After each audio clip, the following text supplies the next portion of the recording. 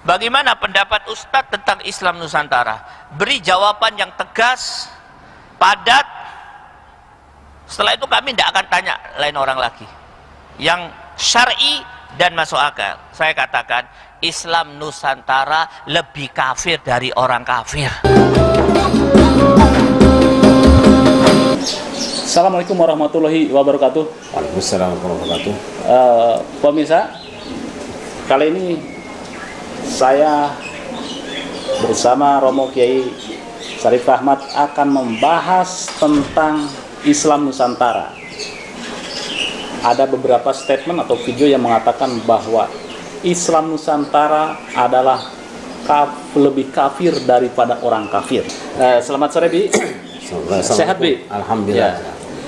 Bi, ada video yang mengatakan memaknai tentang Islam Nusantara yang mengatakan bahwa Islam Nusantara adalah lebih kafir daripada orang kafir. Tapi mungkin sebelumnya kita lihat dulu, Bi, videonya. Bagaimana pendapat Ustadz tentang Islam Nusantara? Beri jawaban yang tegas, padat. Setelah itu kami tidak akan tanya lain orang lagi. Yang syar'i dan masuk akal. Saya katakan Islam Nusantara lebih kafir dari orang kafir. Pembuatnya, penganutnya, yang membenarkan, yang memproklamirkan lebih kafir daripada orang kafir. Dalilnya An-Nisa 150-151. Nah, kalau lihat video itu bagaimana, Bi, tanggapannya? Pertama, saya ingin mengatakan apabila kita akan berbicara tentang sesuatu, selesaikan dulu definisinya. Itu yang biasa dilakukan oleh para ulama, baik ta'rif lughawi maupun istilahi. Dilihat, ditinjau dari definisi kebahasaan dan definisinya, terminologinya. Segini, kita akan bicara tentang ilmu fikih. Apa itu fikih? Menurut bahasa apa, menurut definisi apa, baru nanti isinya. Sebab apa? Kalau tidak dijelaskan seperti itu, nanti akan orang salah paham. Sebab apa? Fikih itu bimana al-ilmu, al-ma'rifah, menurut bahasa. Tapi menurut definisi lain lagi. Juga kita bicara hadis misalnya, apa itu hadis? Menurut bahasa apa, menurut definisi apa, bedanya dengan sunnah, bedanya dengan khobar, bedanya dengan asar, itu harus diselesaikan dulu. Tidak orang terus begitu saja melihat satu kalimat lalu disimpulkan dengan dia sendiri, dan siapa yang tahu? Yang tahu tentang makna satu ilmu itu ya si pembuatnya. Kita ambil misal, ini dalam guyonan saja, guyonan Jawa. Ada santri dari Jakarta berangkat ke Jawa Timur, kemudian mondok. Satu malam oleh kiainya diajak jalan-jalan. Nak, ayo kita cari rondo royal. Iya. Marah dia, saya nggak ikut kiai. Gus, saya nggak ikut, Gus, anaknya kiai kan. Iya. Dia buka di buku. Apa itu rondo? Apa itu royal? Iya. Dia baca rondo itu janda, perempuan yang sudah pernah kawin dan sudah tidak punya suami. Royal itu apa? Poya-poya. Iya. Dia kirim berita ke Jakarta. Aku nggak betah mondok di sini. Kenapa? Karena anaknya Kiai Sikus ini orang jahat. Maksud aku lagi ngaji-ngaji diajak nyanyi rondo royal. Begitu pulang si Gus tadi dan mengajak temannya yang lain yang tidak banyak bicara. Iya. Temannya tuh membawa sedikit sisa rondo royal. Wah, kamu kok kayak gini anak tenan lagi? Bagi dong, tinggal satu. Kamu kan katanya nggak mau rondo royal. Loh, apa ini? Ini rondo royal. Rondo royal itu apa? Tape yang digoreng. Jangan omongan orang itu dipahami sendiri. Ada yang rawon setan. Iya. Loh, kalau rawon setan siapa yang doyan? Mosok setan dirawon. Soto Madura, sate Madura. Iya. Mosok Aku mau sate ayam, mau sate kambing, nggak mau sate orang Madura. Dia salah paham yang dimaksud dengan sate Madura, ya itu juga sate ayam juga, cuma yang bikin satenya orang Madura. Oke. Nah, terus terkait dengan Islam Nusantara. Nah, begitu juga istilah Islam Nusantara. Kalau kita ingin tahu apa itu Islam Nusantara, jangan komentari dulu, sebab yang bikin lebih tahu definisinya dan yang buat lebih tahu isinya. Oke. Jangan menafsirkan kata orang. Ya, definisinya seperti apa sih sebetulnya Islam Nusantara itu? Nah, Islam Nusantara itu dua kata. Kalau kita sering ngaji bahasa Arab itu ada yang namanya idhofat, ada yang namanya sifat mausuf. Itu beda. Misalnya gini, ini supaya rinci, supaya kelihatan, supaya orang yang ngomong ojo sembarangan, asal gobrek. Ada yang namanya sifat mausuf atau na'at man'ut, ada juga yang namanya idhofat. Oke. Apa itu na'at man'ut? Kalau dibuat na'at man'ut, misalnya Islam Nusantara, Islam yang bersifat Nusantara. Dan yang kedua, idhofi, Islam Nusantara sama dengan sholat malam. Kalimatnya sholat malam. Apa itu artinya sholat di malam? Bukan, sholat di waktu malam. Iya. Pintu kayu, bukan pintu miliknya kayu, tapi pintu terbuat dari kayu. Ya? Nah sekarang tanya misalnya, kandang ayam, itu kandang di dalamnya ada ayam. Tapi ketika orang ngobrol, penjual kandang banyak, ini kandangnya sopo? Kandangku. Ini kandang kamu. Bukan berarti kandang itu tempat saya kandang di situ. Itu kandang milik saya. Iya, iya. Nah seperti itu juga ketika kita bicara Islam Nusantara. Bukan maksudnya bahwa ada Islam Nusantara, ada Islam ini, Ada Islam khusus dari Arab gitu. enggak. Ini untuk membedakan karakteristik umatnya. Makanya dulu biasa orang bicara ada Islamnya orang Iran, Islamnya orang Saudi. Itu untuk mengatakan bahwa orang Iran itu Islam tapi versi madhabnya Syiah. Oke. Islam Saudi maksudnya apa? Islam Wahabi gitu loh. Nah Islam Nusantara itu apa? Islam Ahlus Sunnah wal Jamaah yang dilengkapi dengan karakteristik menjaga tradisi Nusantara.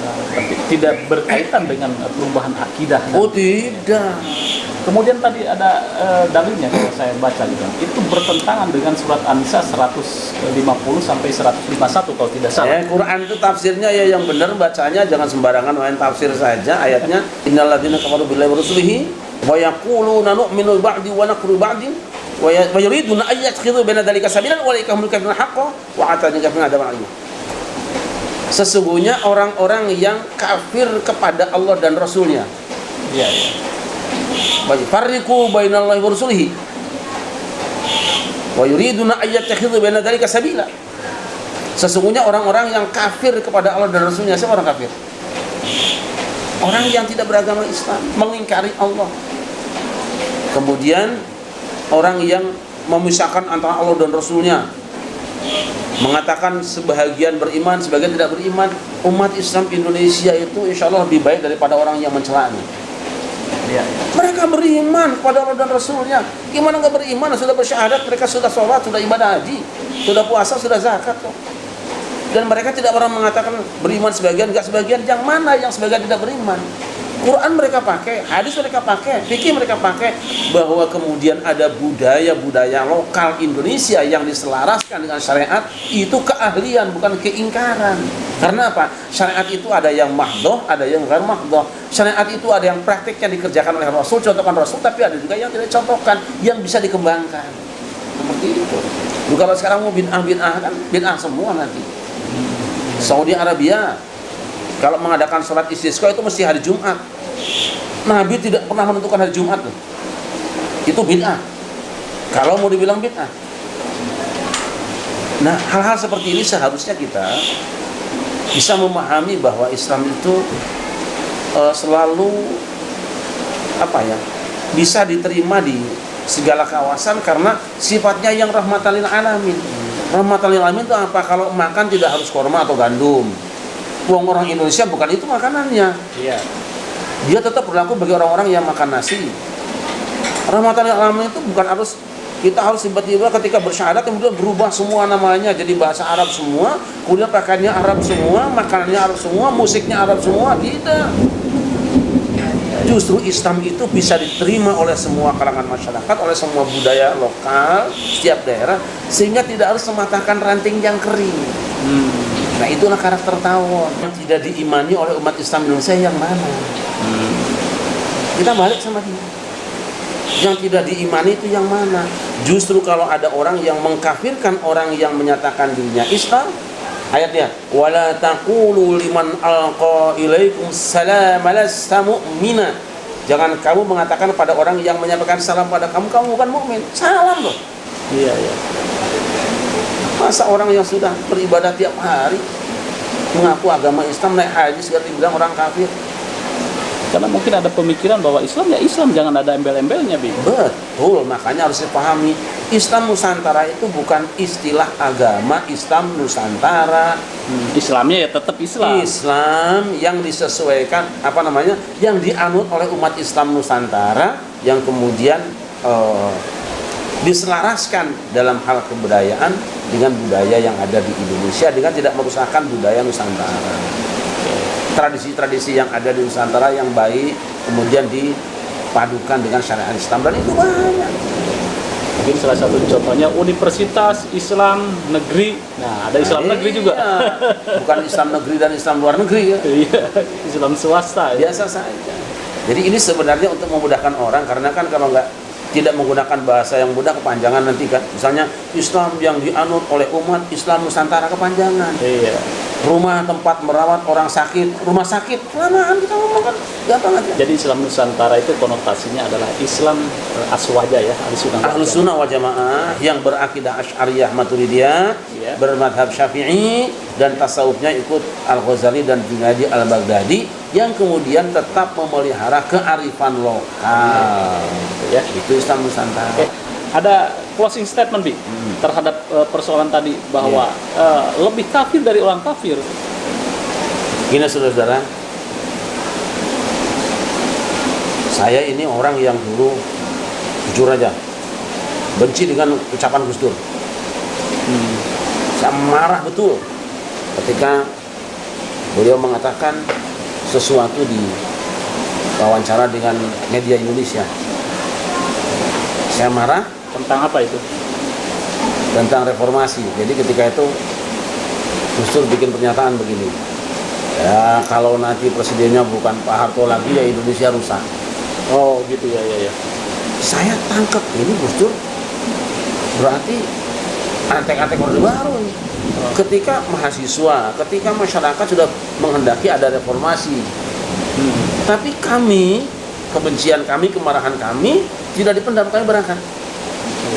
Kami dengan Gus Dur.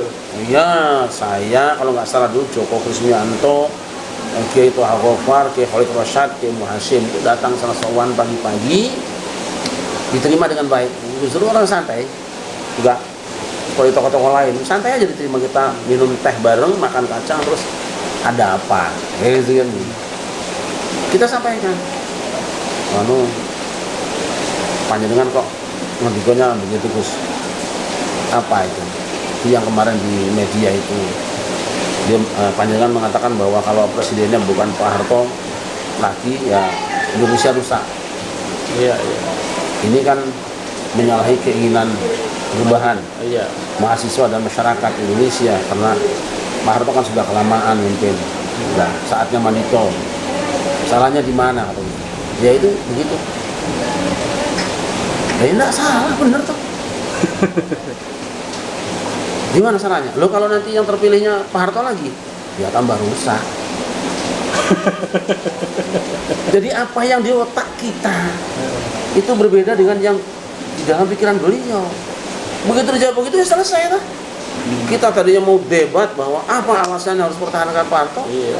Kita tanya, kan mengatakan bahwa kalau presidennya Pak Harto lagi rusak. Rusak, Kalau bukan Pak Harto lagi rusak. Rusak, ya. Kalau Pak Harto lagi lebih rusak. Oh, Cuman nggak diucapkan ya. Cuma satu kata itu. Nah, hal seperti inilah umat Islam. Ayo kita bersama-sama lah. Kita bijak. Panjenengan kalau memang aku Muslim, temui orang yang membuat definisi ini, ajak diskusi, ajak dialog, kalau perlu rekam dengan video, setelah itu panjangan sebarkan. Jangan ngomong sendiri. Saya tidak suka ngomong sendiri seperti itu. Itu kebiasaan saya seperti itu. Kalau tidak suka dengan orang, kita datangi. Jangan di belakangnya. Nah, insya Allah kalau panjenengan bisa bersilaturahim, apalagi panjenengan ulama, buktinya bukan tanya jawab, kan ulama ya. Insya Allah panjenengan akan mendapatkan saudara-saudaramu itu orang-orang baik semua. Jangan-jangan malah nanti panjenengan akan seperti saya, dia lebih baik daripada saya. Sayangnya sampai sekarang belum. Ayo kita coba tabayun, silaturahim, bicara dengan baik. Toh kita akan ditanya oleh Allah nanti. Semua orang Islam bersaudara. Saudara, sikapi saudaramu seagama dengan rasa persaudaraan. Berbicara tentang mereka, Anda bicara tentang saudaranya sendiri. Jangan sampai ucapan kita kemudian menyakiti mereka, sementara kita sendiri tidak tahu sebetulnya apa yang mereka lakukan. Saya kira itu aja. Oke. Terima kasih, Abi. Mudah-mudahan memberikan pencerahan terhadap umat dan kita semua tentang polemik Islam Nusantara yang sampai sekarang masih terus bergulir, bahwa banyak sekali statement bahwa Islam Nusantara adalah kafir, Islam Nusantara adalah sesat dan lain sebagainya. Mudah-mudahan itu memberikan pencerahan, dan jangan lupa like, share dan subscribe pada Suara TV. Wassalamualaikum warahmatullahi wabarakatuh. Assalamualaikum.